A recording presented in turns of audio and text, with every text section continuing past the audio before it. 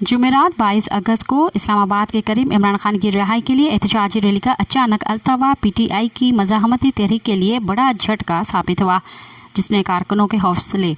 तोड़ने के अलावा पार्टी क़यादत के अंदर इख्तलाफात की दरार को मज़ीद गहरा कर दिया। 8 फरवरी के आम इंतखाबात के बाद पीटीआई का वफाकी शहर में यह पहला बड़ा जलसा होता, लेकिन बुध के दिन कमिश्नर ने अदालती हुक्म पे डीसी की तरफ से जारी करदा NOC को पीटीआई के माजी की ट्रैक रिकॉर्ड के पेश नज़र नुक्स अमन के लिए ख़तरात से मुंसलिक करते हुए मनसूख कर दिया। बज़ाहिर ये वज़ारत दाखिला की नहायत मौसर हिकमत अमली दिखाई देती है, जिसमें पीटीआई क़यादत को ट्रैप करने की खातिर पहले जलसे की इजाज़त दी गई, फिर ऐन वक्त में NOC मनसूख करके उन्हें न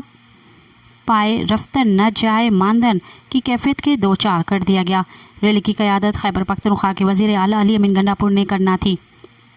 जो साबिक वज़ीर आला परवेज़ खट्टक की सन 2014 वाली रिवायत को दोहराना चाहते थे, लेकिन वफाकी अटारनी ने उन्हें सूबे के सरबराह की हैसियत से वफाक पे चढ़ाई के मुज़रात और नताइज से आगाह करने के अलावा खैबर पख्तूनख्वा पुलिस के